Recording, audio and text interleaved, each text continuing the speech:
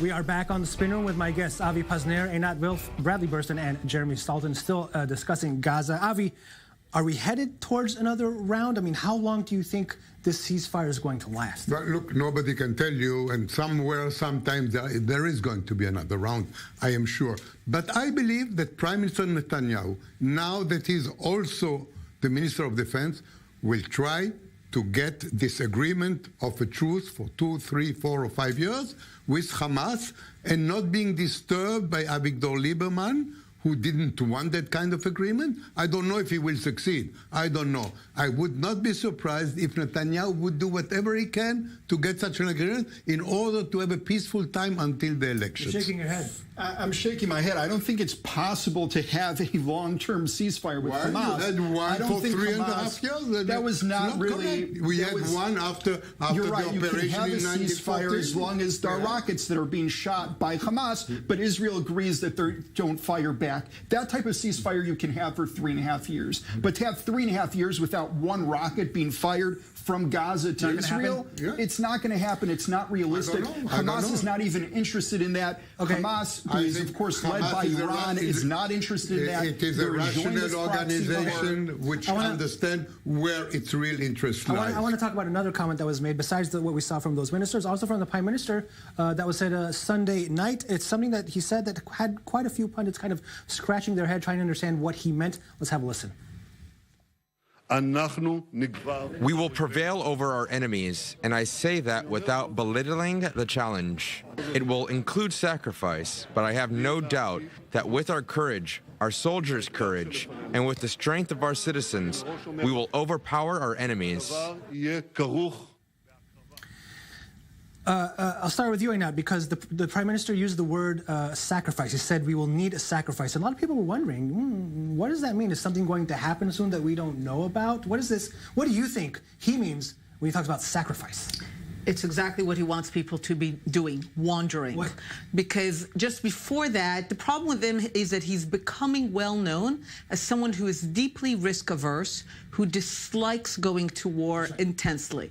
So he needs to occasionally balance that with suggestions that what you see is not what you get, that he is willing to go to war, that he is willing to be the leader that speaks about sacrifice to his people, and he wants the other side to be exactly in the position of wondering enough to decide that it's not worth checking it out.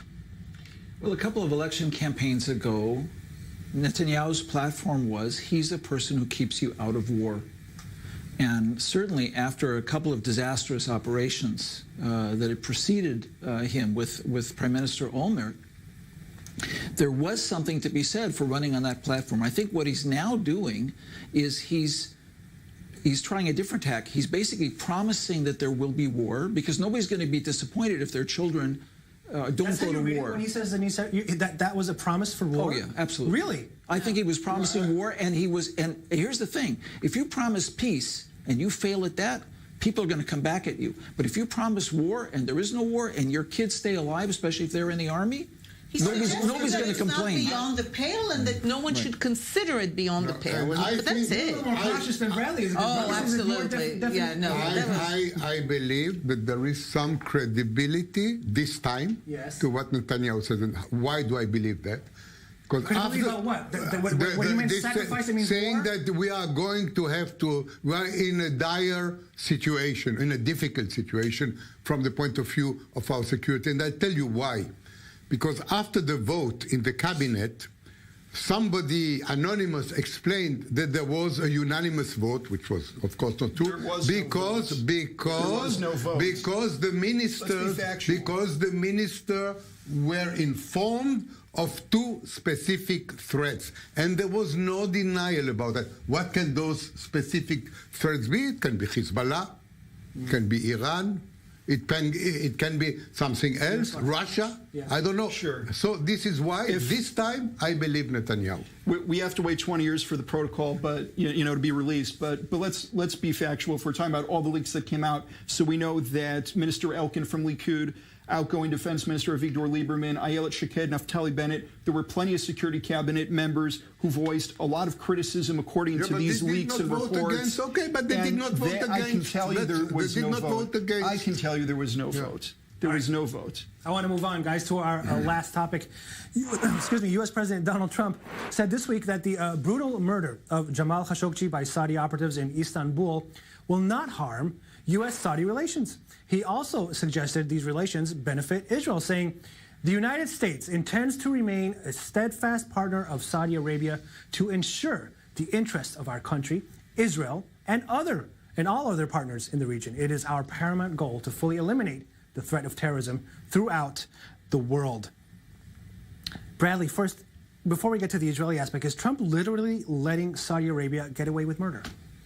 Yeah, I don't think it's that unusual. I think that what's unusual here is he's saying that he's doing it, whereas presidents in the past were more sophisticated in ducking the issue or cosmeticizing it. But what worries me as a person of Jewish persuasion born in America is that I worry that what Trump is doing, he's starting to figure out that he can use Israel as a flak jacket to deflect criticism, and that worries me tremendously. So let's talk about Israel a second. I mean, we've heard these reports that Netanyahu may have asked Trump to go easy on the Saudis after the murder. Is this the way, I think that Bradley was talking, that Israel wants to be seen? Is it good for its image? This is clearly part of a greater bargain. And this is what's going on. It's also what we were talking about earlier on the peace plan, on the Trump peace plan.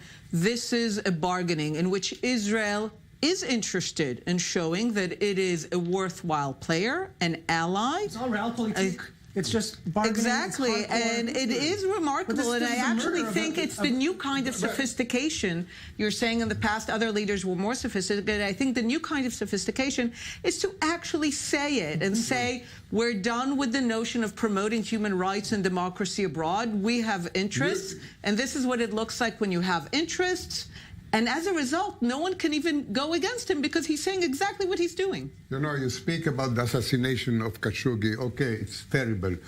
Why doesn't anybody speak about 500,000 people assassinated in Syria during the war? Does that prevent? Does that prevent good relations between the United States and Russia, who is doing part of that killing? You know, there's a lot of hypocrisy in all this Khashoggi affair. It is hypocrisy because the Turks. You can talk about both atrocities, many atrocities. Democracy relies on free press, and you want to trust that journalists are allowed to go in and do their job.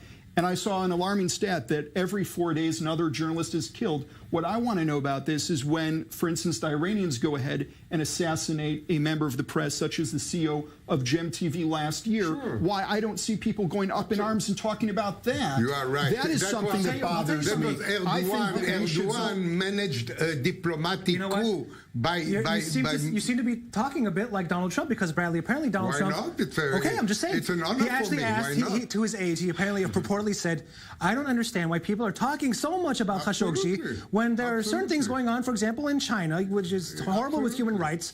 Is that a hypocrisy? Is it? The fact is that the bigger hypocrisy, and I'm not minimizing the murder and how horrible the idea of that murder is and how horrible it is in general, but if you look at Yemen, for example, and what Saudi Arabia is doing there, to my mind, it's much worse in practice than a single murder. This may be worse than Syria. Let me not wrap it up. Is basically Trump saying that Jamal Khashoggi is not worth a few $100 billion worth in weapons deals with Saudi Arabia? That's what he's saying. He's saying it very clearly, no two ways about it. And in many ways, this is actually what's going to end the topic, because when you cannot charge hypocrisy when the president is actually telling you that, and we all have to admit, there's a reason why Sopranos was so popular, and this is why this is more interesting than that Yemen. Note, with television, we want to thank today's guests, Avi Pazner, Einat Wilf, Bradley Burston, and Jeremy Saltan. Thank you very much. Thanks for coming on the show today.